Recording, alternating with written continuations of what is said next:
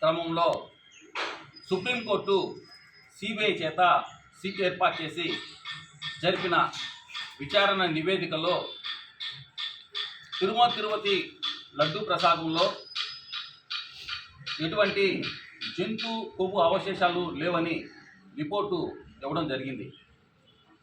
ఇది వచ్చిన క్రమంలో ఒక పార్టీకి సంబంధించిన వారు మహాపాపం నిజం అంటూ ఫ్లెక్సీల్ని ముద్రించి రాష్ట్ర వ్యాప్తంగా అన్ని ప్రధాన కూడళ్లలో వాటిని ఏర్పాటు చేసి వాటి ద్వారా వాటికి ఆ పార్టీ కార్యకర్తలే మారణాదాయాలు కర్రలు పట్టుకొని కాపలా నిలబడి ప్రతిపక్ష నాయకులను రెచ్చగొడుతూ సామాన్య ప్రజలను భయాందోళనకి గురి చేస్తున్న కార్యక్రమాలని రాష్ట్ర వ్యాప్తంగా ప్రజలు చూస్తున్నారు.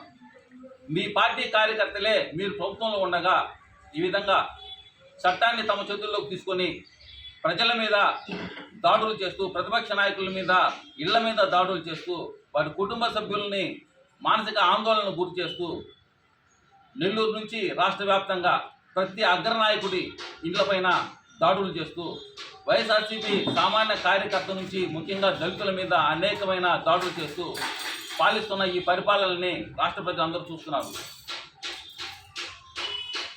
కడాకి తిరుమల ప్రసాదంలో జంతు కొవ్వును కూడా కలిపారన్న చంద్రబాబు నాయుడు గారు కానీ, పంది కొవ్వును తిరుమల ప్రసాదంలో కలిపారు, ఫిష్ ఆయిల్ కలిపారు అన్న లోకేష్ గారు కానీ, యానిమల్ ఫ్యాటు ఫిష్ ఆయిల్ కలిసిందని ప్రకటన చేసిన పవన్ కళ్యాణ్ గారు కానీ, ఈరోజు సిబిఐ నివేదికలో ఎటువంటి జంతు కొవ్వు అవశేషాలు లేవని వచ్చిన తర్వాత మీరు ఎందుకు మాట్లాడలేదని మేము ప్రశ్నిస్తున్నాం.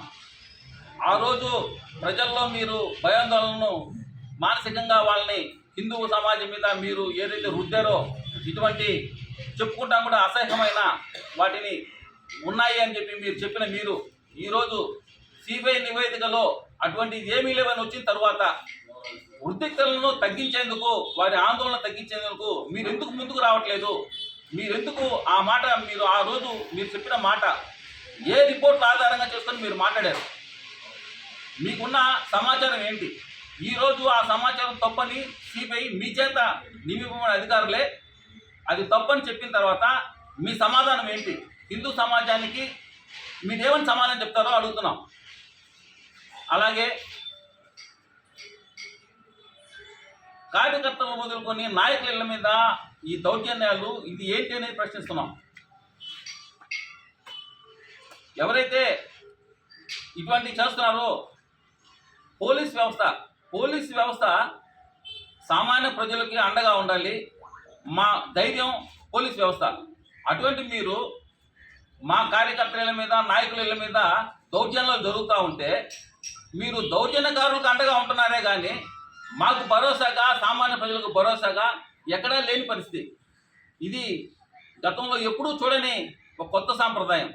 ఇటువంటిది ప్రజలు హర్షించరని మేము తెలుగుదేశం పార్టీ వారికి హెచ్చరిస్తున్నాం. అలాగే కింది స్థాయిలో ఎవరైనా ఇబ్బంది పడితే సామాన్య నాయకులు కార్యకర్తలు ఇబ్బంది పడతారు. మీరు ఉత్తరోత్తర మా మీద ఎటువైనా మీరు మమ్మల్ని ఇబ్బంది పెట్టాలని చూస్తే అంతకు రెట్టింపు ఇబ్బంది మీరు కూడా పడతారు. కాబట్టి మేము తెలుగుదేశం పార్టీ వారికి మనవి చేసేది ఏంటంటే మీరు మమ్మల్ని ఇబ్బంది పెట్టద్దు, అలాగే మీరు కూడా రేపు ఇబ్బంది పడొద్దని తెలియజేస్తూ సెలవు తీసుకుంటున్నాం.